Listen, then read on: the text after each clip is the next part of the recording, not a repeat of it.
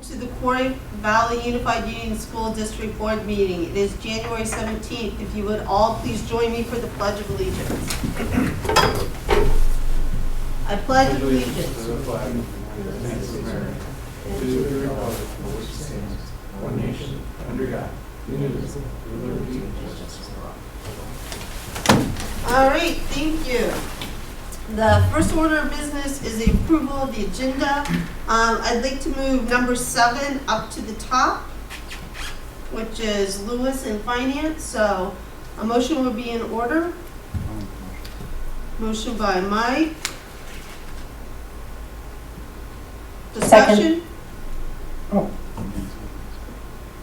All those in favor? Aye.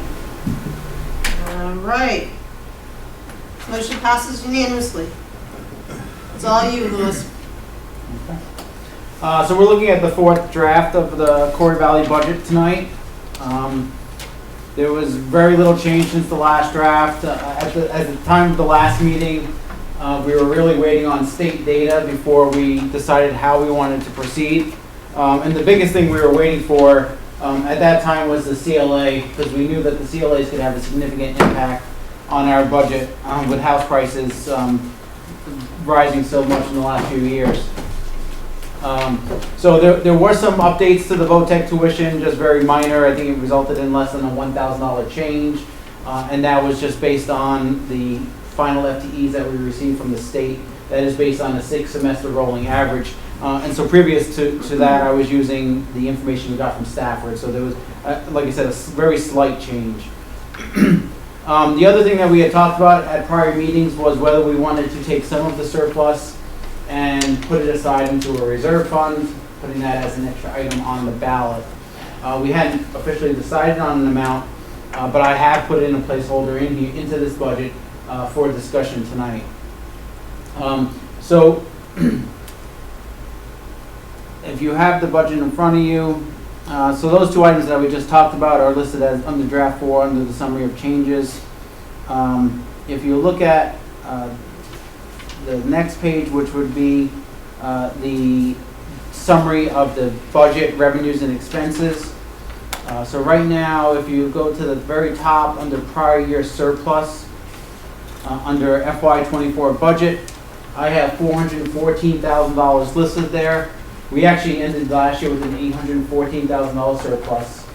So if we decide to use some of that surplus to put into the capital maintenance fund, that's where that line would be changed. Like I said, I put $400,000 already aside, so that is reflected here. If we were to decide not to do that, that number would be $814,000. I think there's a lot of positives to doing that. One, if you look at last year's surplus, which we did put a lot of money aside into those reserve funds. Right now, by putting that $400,000, we are in line with what our surplus was last year. So we're not showing any increase or decrease in surplus revenue. And surplus revenue is great the year you're using it, but it does create spikes and dips in your tax rate because it's a one-time hit. So if we were to use all $800,000 this year as a revenue, and then next year we only have a $200,000 surplus, we would be starting the budget process with a $600,000 revenue decrease. So that's why it's great when you have that extra money, put some of it aside for a rainy day, so that we know we all have deferred maintenance in our building, so we could put that aside, we can keep our tax rate steady, and then we have that money aside for future years for larger projects. The other good thing is we know this year that the state is using a lot of that surplus at the state level and the state education fund to bring that yield up. So by putting that money aside, when their tax rates are down, we're having minimal impact on the taxpayer. So right now, like I said, we have that $400,000. We need to decide if that's the amount we want to use and how we want to word that on the ballot. And we can go over that in a few minutes. So based on the budget as it stands and that $400,000, we're looking at education spending that is up by 4.36%. Equalized pupils, we did see a small decrease in equalized pupils this year. Education spending per equalized pupils would be $17,772. And this information is on the tax rate sheet. That should be page 3 that you have in front of you. So the 17,772 number is a 5.21% increase over last year. And a big piece of that is that $400,000 that we're pulling out because there's less revenue that is bringing up our spending per pupil. Using the property yield of $15,479, which is the tax commissioner's recommendation, that is the best number we have today to go by. We would be looking at a unified tax rate of $1.14, which is a 9.5% decrease over under last year, approximately 12 cents. After that point, we look at the local town level and how CLA is impacting each school. The CLA is not impacting, I'm sorry, I said school, but town, it's actually town. CLA is not impacting each town the same. So Pulteney's CLA dropped by only 5% to 90.68. Proctor CLA dropped 7% to 88.9. And then the big one here is West Rutland, whose CLA dropped 13% to 87.23. So what that means is that home prices increase differently in each of the towns, and so West Rutland saw the biggest home price increase. So that's why they're seeing the biggest CLA decrease, and then Proctor and then Pulteney after that. So based on those CLA numbers and the budget that you have in front of you, Pulteney would be seeing a 5.7 cent decrease, which is 4.3%. Proctor would see a 4 cent decrease, which is 3%.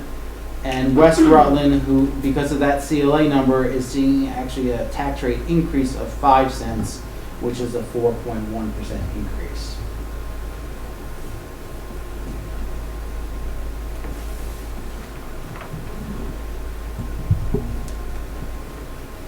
Questions?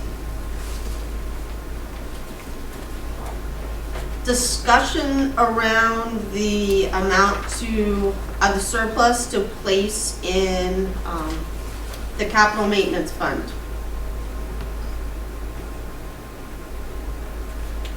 Lewis is suggesting $400,000. Anybody have a different number?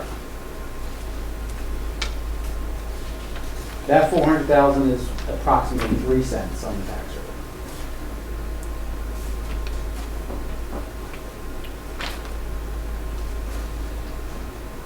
A motion would be in order to include the article to place 50% or $400,000 into the capital improvements and facility repair and maintenance reserve fund.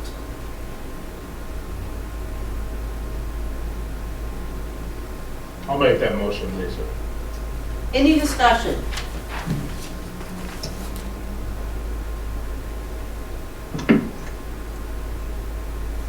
Hearing none, all those in favor? Aye. Aye. Aye. Any opposed? Motion passes unanimously. So the question is, do you put it as 50% or do you put the actual number? So the on way, there? I mean, we could do either. The way I have it worded on the warning that you have, that you're going to discuss, is up to 50% of the surplus, which up to 50 cent. If we did exactly 50%, it would be about $407,000. Yeah. I think that's better. The 50% is better than the 400,000 Okay. because that 400,000 seems like a big number. Yeah. And when you're It looking gives at you the wiggle room, right? If you say up to 50%.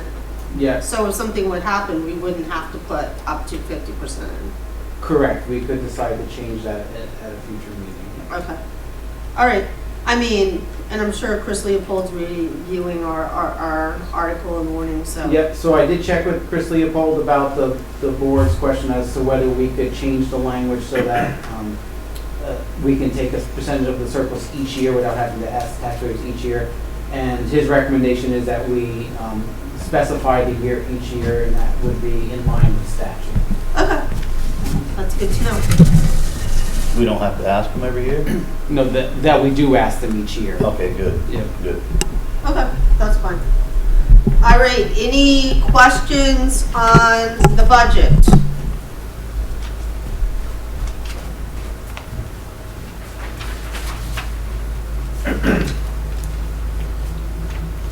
So the number we're looking for a motion for is 19,887,185. okay, so it's up at the top of page 2 for you, kind of in the shaded area.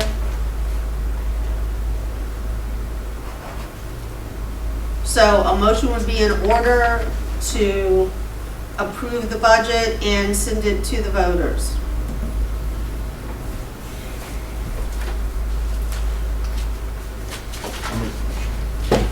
Motion by Mike to approve the budget of $19,887,185.20. Any discussion? All those in favor? Aye. Aye. Any opposed? Opposed. Motion passes by a majority. All right, anything else, Louis? And that's all I have. All right. Thank you. Thank you. Have a good night. You as well. See you. All right, moving back to the agenda, general public comments. We have no public with us here. And I don't see any public on the screen. So we'll move on to old business. Is there any old business to come before the board? New business, school choice. Thanks, Sue. So by statute, each year by start of February, the school board has to vote or approve the number of school choice students in as well as school choice students out. In the past, the board has approved 10 school choice in students and 10 school choice out for each of our schools. My recommendation would be to continue with that. A motion will be in order to approve school choice 10 in, 10 out for each of the schools. Kristen Ross, I'll make that motion. Discussion.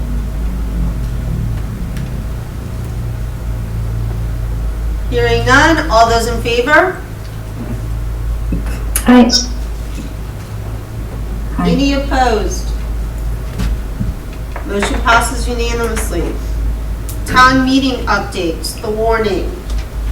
So in your packets, you have 2 copies of the warnings. One is for the hybrid and the other is for an in-person. Now that the budget has been approved, the correct budget numbers are reflected in this, as well as the article that Lewis and the board just made a motion on about the up to 50%. So the discussion that the board needs to have is one, whether or not they would like to proceed with a hybrid or an in-person. I know that at the last meeting, we asked, you asked me to go back and get some information. I did speak with Greg Connors about this, and he had shared with me that he does have some logistical and technical concerns about trying to move our meeting to the town hall at West Rutland, in terms of whether or not to be possible, just from just all the equipment that would need to be hauled over there and set up, as well as whether or not there is dependable Wi-Fi, and that's not to the sliding West Rutland Town Hall, so I hope no one takes offense to that. Just it's whether or not it has the bandwidth to hold that, and particularly if we are going to be doing some discussion around this. He said it is possible, but it would be cobbling together a meeting, and there are no guarantees in terms of what that may look like and dependability. So, but it's something which, if the board really felt that they would like to do this and need to be done, that we could find a way to try to make that work. But we just want to just put it out there and give you kind of heads up from a tech standpoint. So I guess we just need a recommendation from the board how we'd like to proceed, and then we could then approve the appropriate warning, so that we can get that ready to go on the 26th of January. Okay. Are we married to the 28th as a date? The 20th is the date that we've had on the, all documents. I think it's something which, if the board would like to discuss, a movement of that date, that would be something the board could discuss. I know that March 1st, we, we have a well springs, so I'll lose myself for a time that night, but if the board would like to, move that to another date that week, that's something which the board could discuss, but that's something which it's a really board decision. I'd like to have a motion to move it to the 26th, or to the Monday, which would be the 27th. So currently, right now, we have a Quarry Valley board meeting scheduled for 27th, so we could do an abbreviated meeting before this if you or. On the 27th? Which Monday is that? What Last Monday. That's last Monday. We had moved the meeting from the 20th, which is President's Day. It was during February break, so we're looking to move that to the following Monday, the 27th. So if the board like, we could do a meeting and then move right into our annual meeting right after. That's so you really could do both at the same time if you wanted to. We've done that before. Right. So I'm not We can opposed to go that. into the room down on the first floor, or the back of the building where they have their meetings, and then move down on that. Just go Sure. And we just more that as strictly in person as well. That would be or it would follow whatever model. I mean, that would make things more complicated, to be honest. Like I said, if we're doing a Quarry Valley downstairs hybrid, and then we would be able to get the, So I would make a motion then that we do it on the 27th as an in-person only model. That's my motion. So the motion is to move the annual meeting to the 27th as an in-person only discussion.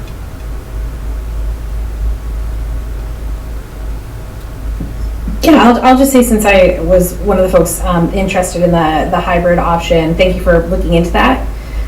If it sounds like there are technical challenges, particularly around Wi-Fi, I mean, if we're not going to have a good connection, then that's just as bad as not having a connection, I think, right? So I think if the technical challenges for this particular location rule this location out, then I think it makes sense to go with an in-person meeting.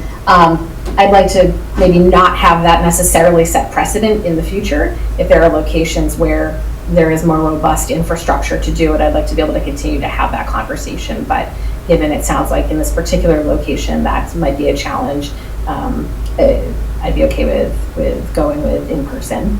So Sarah, just in response to that, I know pre-COVID when it was on a rotation,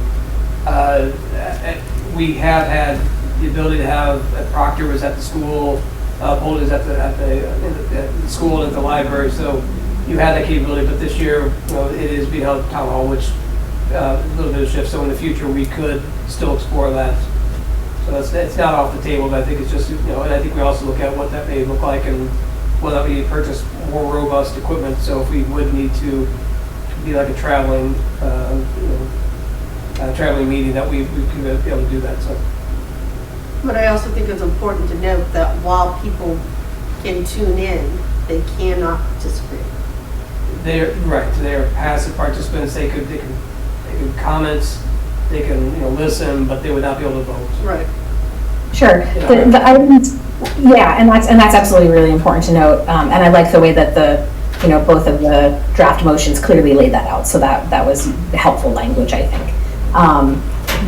I do think that being able to participate in conversation around the selection of the clerk and the items that are not being able to be voted on, right, are the positions, moderator, clerk, treasurer, and then the presentation of information about the budget. There can be discussion about that, and that voting happens Australian ballot anyway, right? So I'm also just being, specific about where the opportunities are to have conversation around, and I'm projecting, but I'm guessing that a lot of folks who do attend that meeting attend because they're interested in hearing about the budget and maybe having some conversation around the budget, and that's something that's Australian bounded anyway. But I do appreciate that. I think it was nicely and clearly laid out in the warnings, so that could be helpful language to use in the future. Yeah.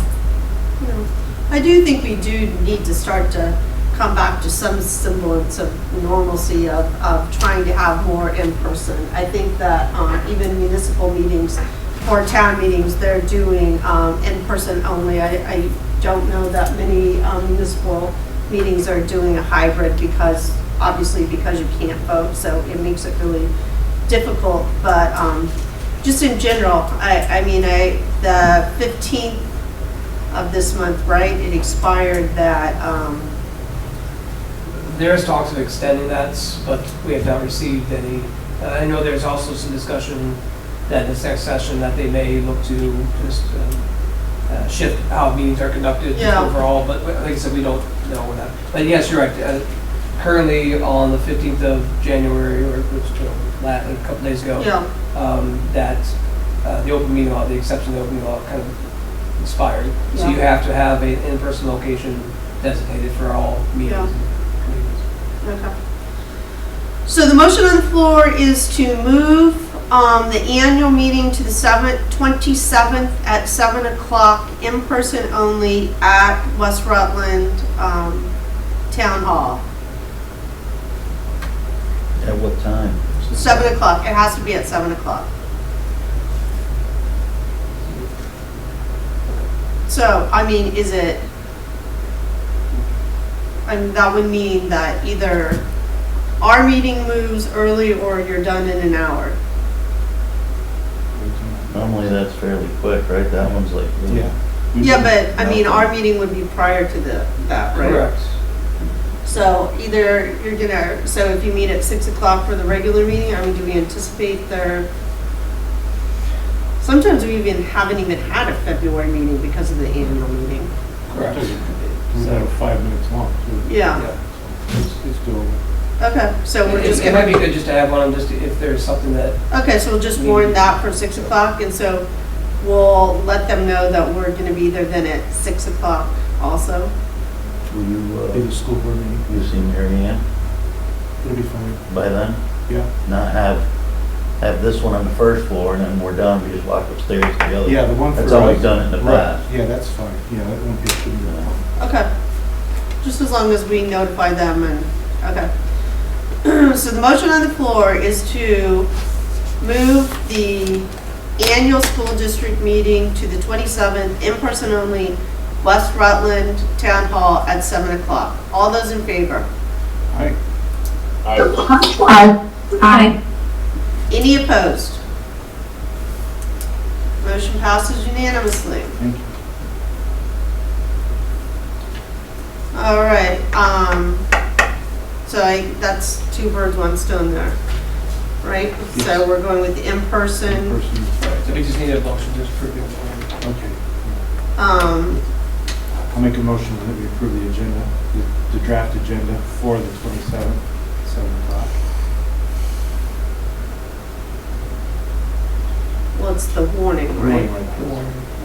With, okay, It wouldn't be an agenda, it'd be just a warning. right. Okay, so Mike has made the motion to approve the Quarry Valley Unified Union School District draft warning for February 27th at 7 o'clock. Any discussion? All those in favor? Aye. Aye. Any opposed? Motion passes unanimously. It would be really great if board members can attend that meeting in person. It really is kind of Lewis's show, but it still is nice to have board members there. Also, board members are going to have to sign the warning, so usually the warning is available here at Kristen's desk. She'll send out She'll have it ready to go by tomorrow. yeah, so she'll send it out and say that it's there, and if people can just stop in and sign it, that's great. Right. So if it's problematic and someone can't come in, then let her know and we'll see what we can do to make that work. Sarah? What's the deadline for signing? So we cannot publicly warn this prior to the 26th, that's the 40th day.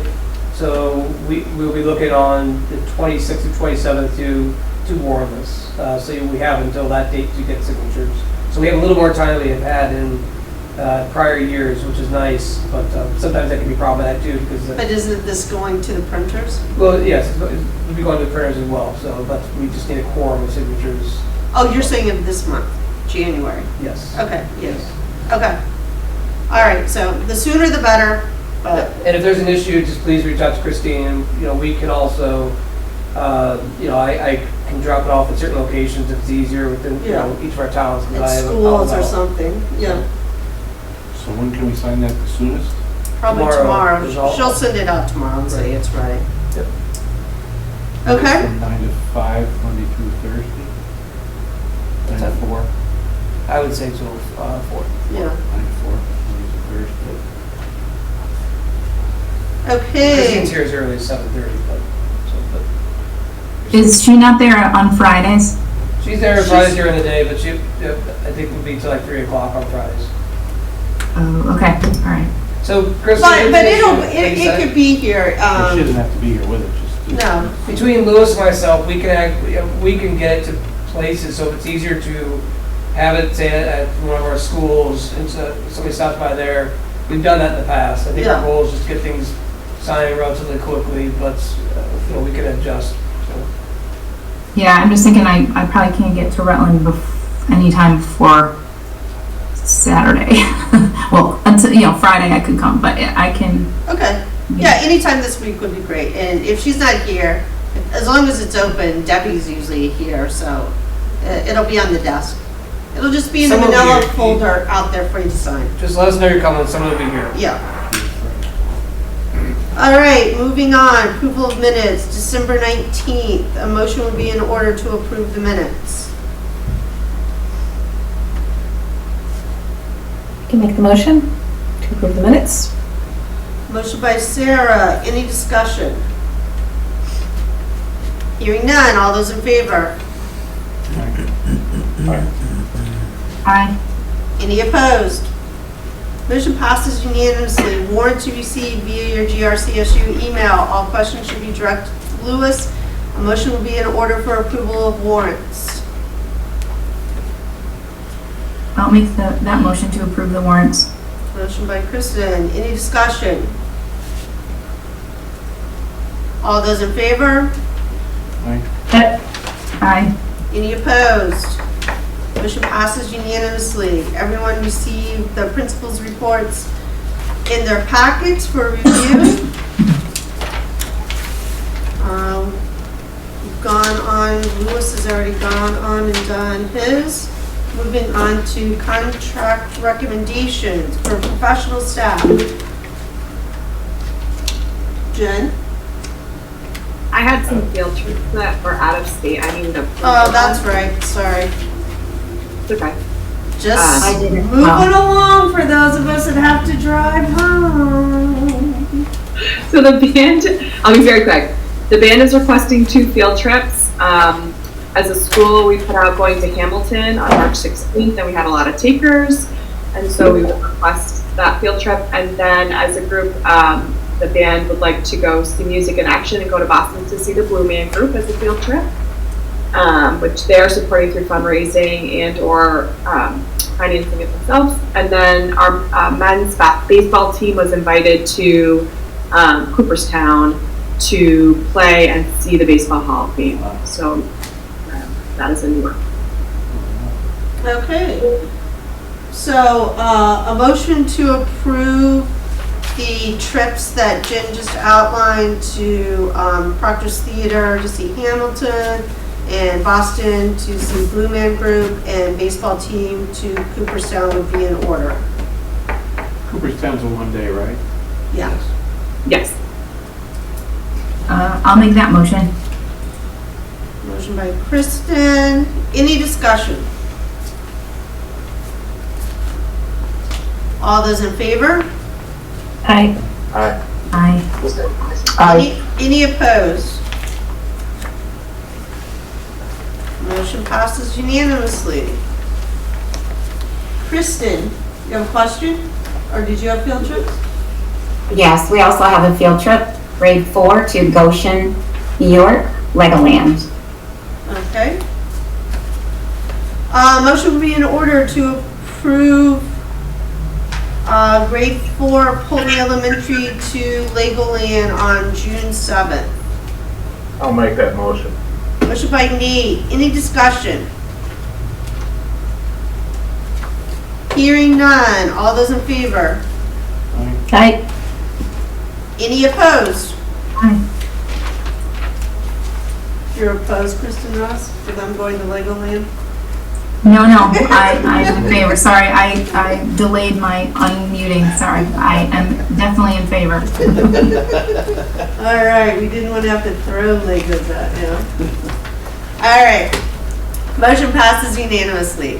Moving on to contract recommendations. Professional staff, Lisa Whitman, Pulteney Elementary, .6 full-time teacher, second semester horizontal move, extracurricular. Robin Aiken, CPI coordinator, Tom Lubinowski, Proctor High School varsity softball, and Stefan Barnstein, Pulteney High School Model Congress advisor. A motion will be in order to approve the recommendations as presented. I'll make the motion. Motion by Nate. Any discussion? All those in favor? Aye. Any opposed? Motion passes unanimously. Resignations. William Montavine from Pulteney Elementary and Rebecca Putnam, Pulteney High School.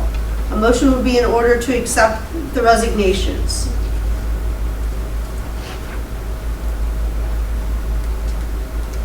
I'll make that motion.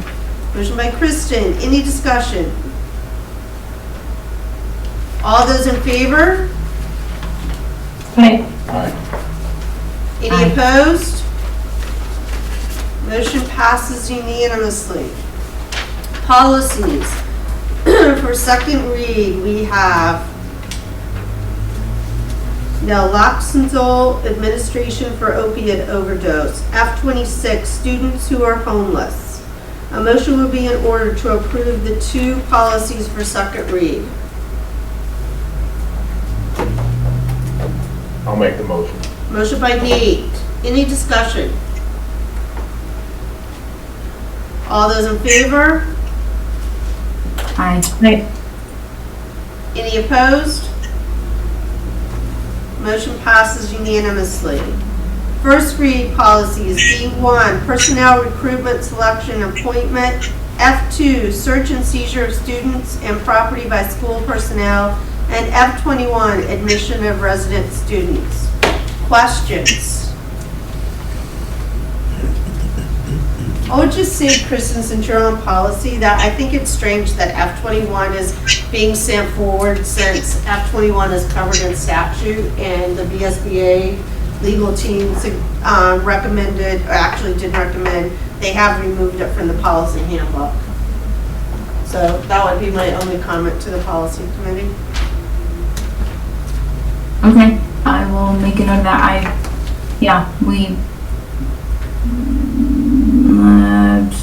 have to go back and look at my notes if we actually talked about that or not. Okay. Oh yeah, we did, at our last meeting, we did talk about looking at that, but I think because of, again, the process of how we're doing this, sometimes things get moved forward and then we talk about them after the fact as the policy committee. So I think, as we talked about at the GRCSU meeting, I think our changing a little bit of how we do that process is gonna help catch some of that, so. Great. Sounds good. All right, future meeting. Kind of covered this ad nauseam.